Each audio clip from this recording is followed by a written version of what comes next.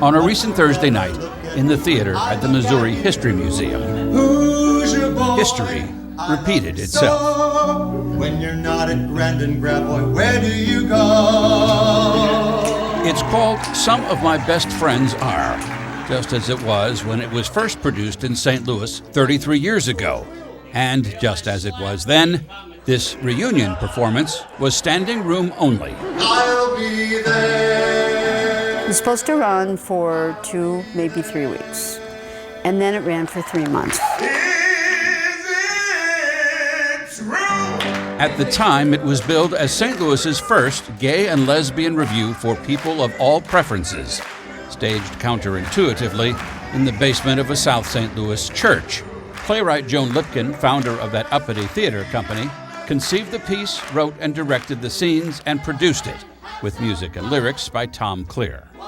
We started with cabaret tables, and we got so popular we took them away and made seating. And I would see Joan every night fitting this chair in over here, and could you scoot over a little bit? I would love to do it. The 2022 reunion starred most of the original cast, performing a selection of the original material, including the song No Billing, which tells the true story of Joan Lipkin's struggle to find actors willing to appear in the show, advertisers other than gay-friendly businesses willing to appear in the program, and mainstream media willing to cover it. My mother would probably give up the ghost if she heard on the tube or read in the Post. The then entertainment editor of the Post-Dispatch said to me, "This is not appropriate for a family newspaper." And I said to him, "You haven't seen it. You haven't seen it? You haven't read it. So how can you make a decision like that?" And it infuriated me. Once it was clear the show was a phenomenon, the paper changed its position. Wow! 2 mommies! The play, originally a sign of the times, is now more of a time capsule, opened for one night only at the History Museum. The reunion was meant to celebrate the 30th anniversary of the play, but had to be postponed 3 years because of COVID. Rehearsals were mostly done on Zoom. When Some of My Best Friends Are opened in 1989, it predated everything from marriage equality to Don't Ask, Don't Tell. It was, however, during the depths of the AIDS crisis and the 20th anniversary of the Stonewall Rebellion, credited with starting the LGBTQ+ civil rights movement. There was grief and illness and dying, and I thought, this can't be all of what our story is. It's like nutrition for us as gay folks that some of us don't get from family or community elsewhere. The way that they wrote the show, it was community building. That uppity theater company had a booth at the back of the theater to give activists a place to bring attention to their causes, among them a petition drive to overturn Missouri's sexual misconduct statute. It was eventually repealed, but only after the Supreme Court found such laws unconstitutional. And just as they did in 1989, LGBTQ+ groups set up tables at the reunion performance in the Grand Hall of the Missouri History Museum, which currently has an online exhibit called Gateway to Pride.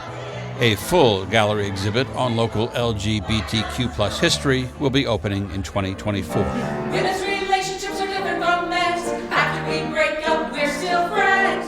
After 33 years, when you still remember a piece of art, that's evidence that that piece of art had a fundamental impact. Rodney Wilson saw the play during its original run and went on to have a fundamental impact of his own. After finding himself the center of media attention when the then 29-year-old history teacher came out to his students, Wilson went on to found LGBTQ+ History Month, now celebrated across the United States and in 14 other countries. You know, we all nudge here a little, nudge there a little, and eventually all of those nudges produce a profound impact. Among those in the audience for this production was a current student of Rodney Wilson's, interviewed the next day by Wilson, to get his reaction. In the best and worst ways, as much as things have changed, they stayed the same. And I think that is one of the great points of that show, is that it stays relevant. But also, we wish it wouldn't stay relevant. Gonna throw it open to congressional debate whenever I decide to accept a date. There is no one way of measuring how much has changed for the LGBTQ plus community over the past 33 years. But consider this. There's a judge in my bedroom. In 1989, Joan Lipkin says she had to beg the city to send extra police patrols to the theater for protection against potential hate-motivated attacks. There's a judge in my bedroom.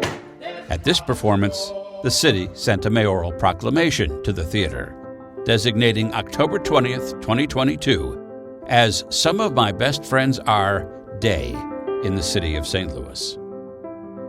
If we don't find ways that we get together, that we sit together in spaces and learn about each other's experiences and also enjoy each other, where are we going? This little thing that I wrote 33 years ago actually might not be a museum piece, and it actually might be more relevant than ever.